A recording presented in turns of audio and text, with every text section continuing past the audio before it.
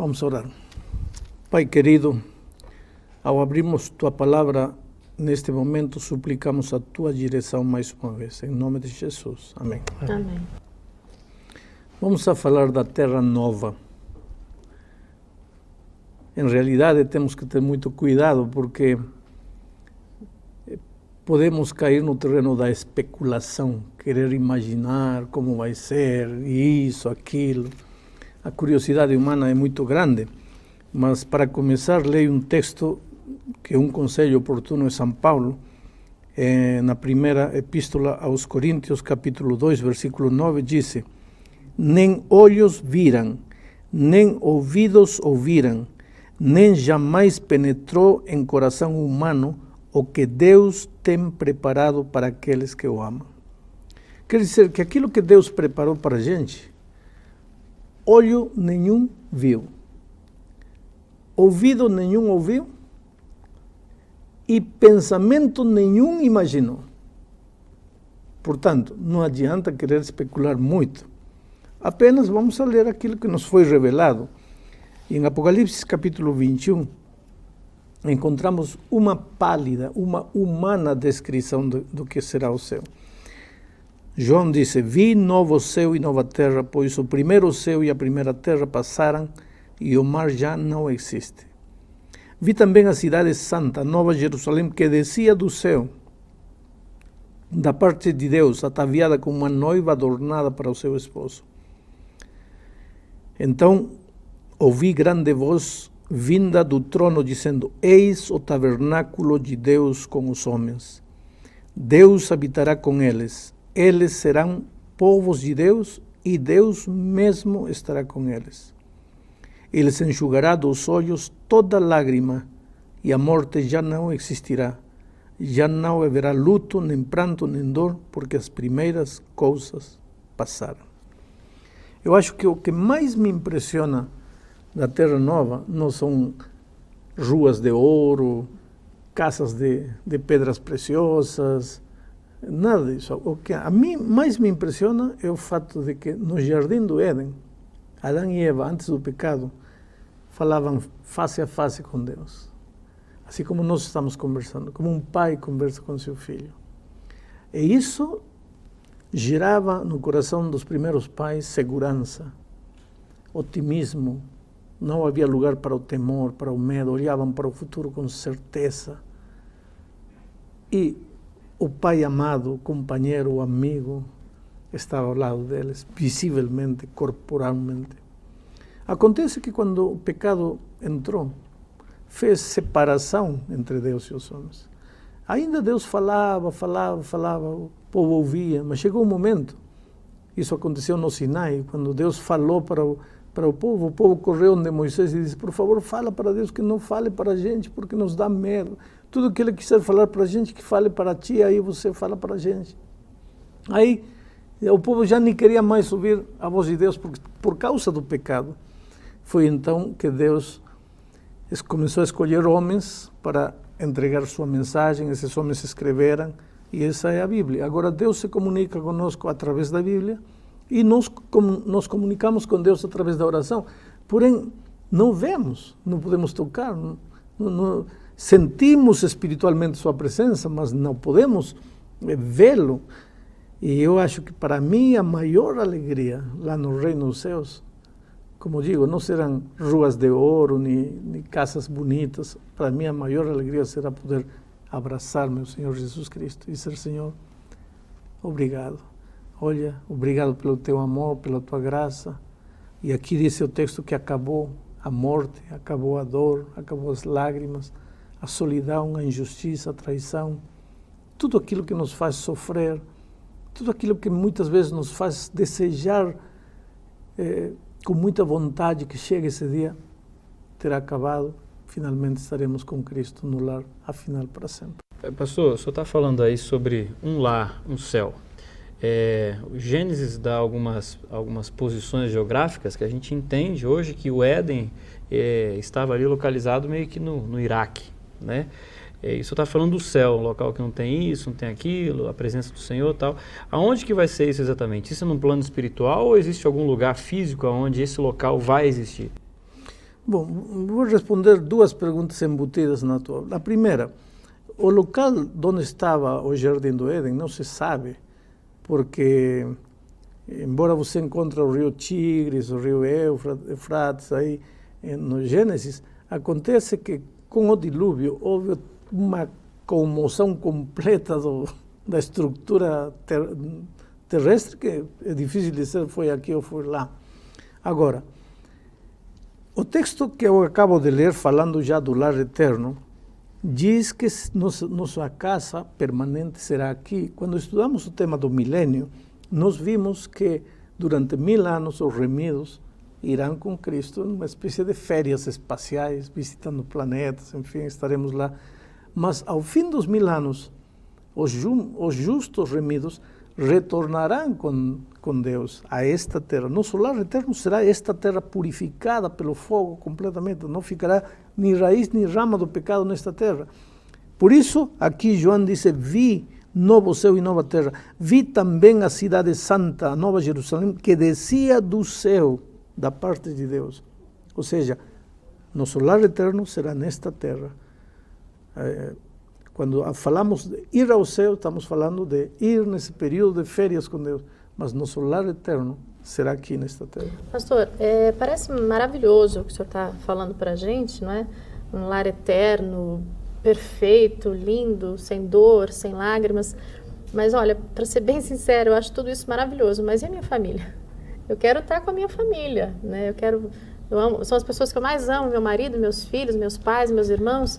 Quer dizer, como é que vai ser isso lá no céu? As famílias existirão.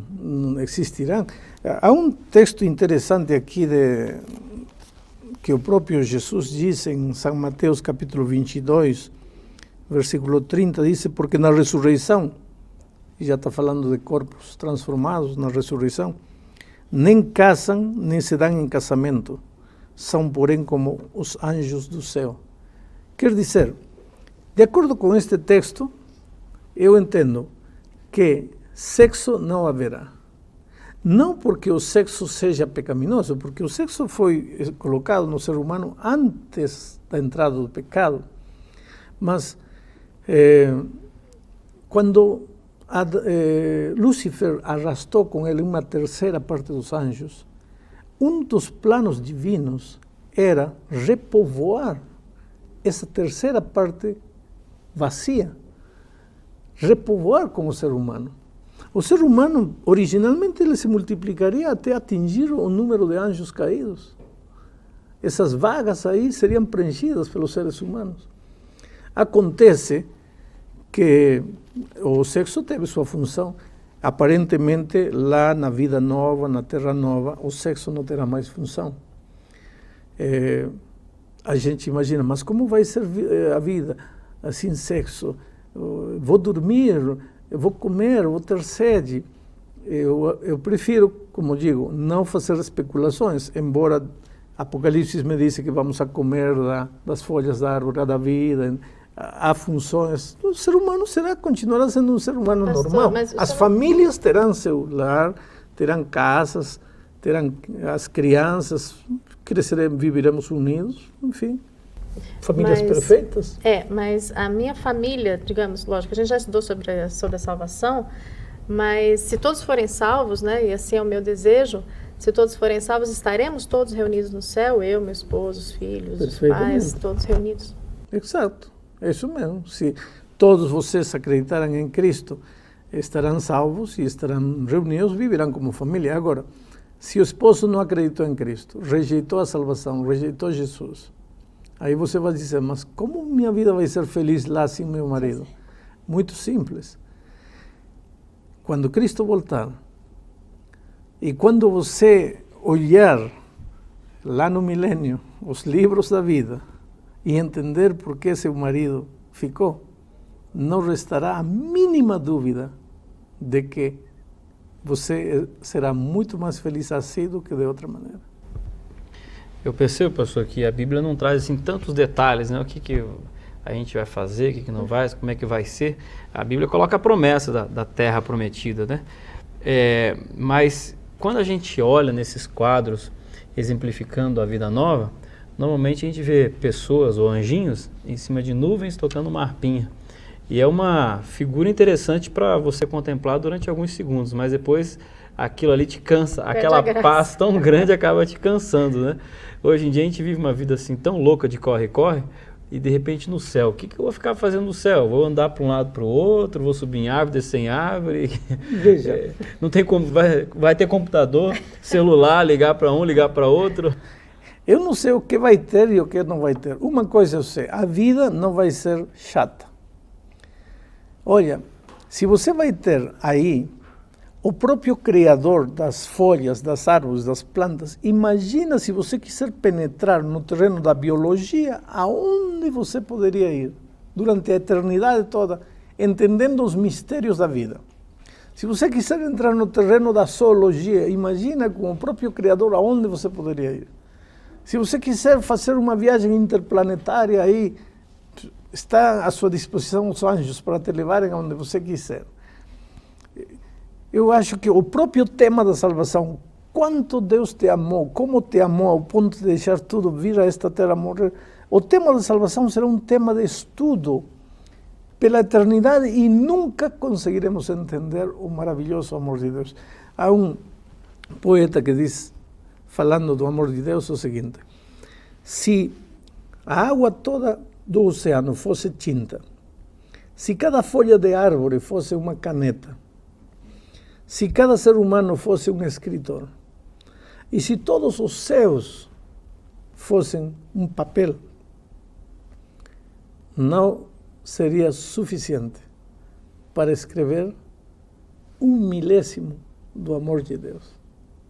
Então, só estudar o amor de Deus nos levará uma eternidade toda. Pastor, a vida será fascinante lá no céu. O senhor falou bastante agora, de uma forma muito bonita, por sinal, sobre o amor de Deus, maravilhoso amor de Deus por toda a humanidade. Então, como mãe, eu fico pensando o seguinte, eu amo meus filhos mais do que qualquer coisa. E por mais que um deles possa me dar algum tipo de trabalho, eu quero estar com eles o tempo todo, onde eu estiver. Por que Deus não vai salvar toda a humanidade? Ele é pai de todos nós. Por que Ele não vai salvar todos os seus filhos? Levar para o céu, para viver estar essa com vida, eles, né? Nessa eternidade? Porque a salvação não pode ser obrigatória. Não se salva ninguém por decreto. Não se salva ninguém contra a própria vontade. A salvação é uma coisa voluntária. Agora, se meu filho gostava de desobedecer, de fazer a vontade dele, de andar contrário aos caminhos de Deus, vivia como se Deus não existisse, inclusive chegou a pensar que Deus não existia. E eu pego esse rapaz que eu amo, gosto, é parte da minha vida e tudo, e levo para o céu. Imagina a vida que ele vai viver lá. Se ele não gosta de nada, não gosta de ordem, não gosta de Deus, não gosta de cantar hinos, não gosta de nada, ele mesmo vai dizer: pai, se você me ama, por favor, me deixe aqui, porque essa não é vida para mim. Então, a vida dos remidos vai ser vida de remidos. E temos que aprender vida de remidos nesta terra, porque quando formos aos céus, viveremos mais ou menos a extensão de uma vida que já começamos a viver nesta terra. Tu falou em eternidade. Me explica um pouquinho melhor essa ideia, que é meio complexo, né, pastor? A gente está acostumado a imaginar viver, sei lá, 70, 80 anos. Agora você está falando que na nova terra as pessoas vão viver para sempre, eternas. Como é que funciona? Talvez a tua mente humana, pequenina, não vai entender. Eternidade é uma coisa que não tem fim. Não tem fim. Você vai viver pelos séculos dos séculos dos séculos dos séculos. Agora, a eternidade também não tem começo. Por isso Deus é eterno. Nós não somos eternos, nós teremos vida eterna, mas nós não somos eternos. Deus é eterno. Deus não teve princípio, Deus não tem fim. Talvez seja como um círculo. Melhor não pensar, porque vamos ficar loucos, porque a mente humana não pode entender a essência, a natureza, nem a eternidade de Deus. Pastor, e como é que, e se a gente começar a questionar, inclusive, a existência dessa nova terra? Né? Porque é como o senhor acabou de falar, nossa mente é finita, né? É um negócio tão incrível, tão maravilhoso, que realmente às vezes é difícil conceber, inclusive difícil acreditar. Veja o que diz Hebreus, capítulo 11, versículo 1. Ora, a fé é a certeza de coisas que se esperam, a convicção de fatos que não se veem. E no versículo 6 diz, de fato, sem fé é impossível agradar a Deus, porque é necessário que aquele que se aproxima de Deus creia que Ele existe e que se torna galardoador daqueles que o buscam. Fé. Fé é confiança. E aqui vem um assunto importantíssimo, veja. Para você confiar numa pessoa, você precisa conhecer essa pessoa. E para conhecer a pessoa, você precisa passar muito tempo com essa pessoa. Se você está parada num ponto de ônibus e aparece um desconhecido que você nunca viu com um pacote na mão e diz, por favor, guarde esse pacote para mim, e está suando, correndo, olhando para trás, você vai guardar esse pacote?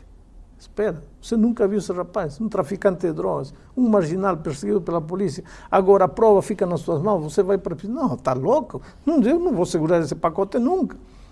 Mas se eu estou parado aí no ponto de ônibus e aparece meu pai, e ninguém conhece melhor do que meu pai do que eu, se há um homem que nunca me falhou na vida, nem com horário, nem com promessas, nem com nada, e olha que meu pai não era um crente, ele aceitou Jesus nos últimos dias da vida, mas nunca me falhou, meu pai. Aparecesse meu pai aí, correndo, olhando para trás, com um pacote na mão, filho, segura esse pacote para mim, eu segurava.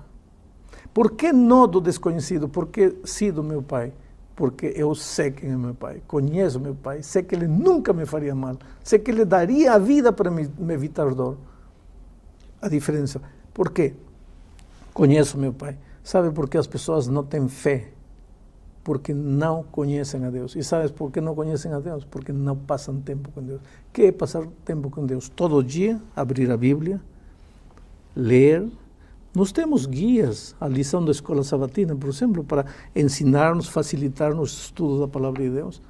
Orar, passar tempo com Deus, trazer alguém para Cristo. Quando estamos fazendo isso, estamos passando tempo com Deus. E quanto mais tempo passarmos com Deus, mais o conhecemos. E quanto mais o conhecemos, mais confiamos nele. E quando ele me disse, eu tenho uma terra linda para você, uma casa linda, uma mansão bonita, olho não viu, ouvido não viu, você não pode imaginar, mas tenho, eu creio. Está tudo escuro, eu creio, porque é meu pai que está falando. Pastor, mas como é que eu vou ser feliz? Vou dar um exemplo aqui. Uma pessoa que está aqui na Terra tem problemas nas pernas, vamos colocar assim, né? Ou então uma pessoa que tem problema de visão. Aí vai para o céu. Chega lá, como é que ele vai ter essa felicidade plena com essas suas limitações, os seus problemas? É uma doença? Em 1 Coríntios capítulo 15, encontramos o que vai acontecer quando Cristo voltar.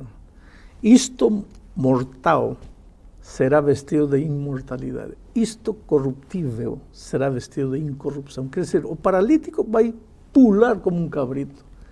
O cego vai enxergar, vai abrir os olhos para ver Cristo voltando. Aquele que morreu com câncer vai ressuscitar com um corpo 0 quilômetros.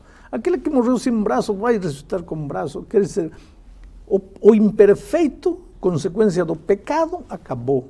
Seremos uma geração, uma raça perfeita, gente sem orgulho, sem cobiça, porque do pecado não ficará nem raiz, nem rama. Estamos chegando ao fim da lição. E eu gostaria de dizer uma coisa, veja, pode parecer conto de fadas quando vivemos num mundo pragmático, num mundo que só acredita nas coisas que pode tocar, pode ver. Mas te digo uma coisa, teu pai prometeu que a vida de dor e de sofrimento para você não é para sempre nesta terra. Há um lar melhor.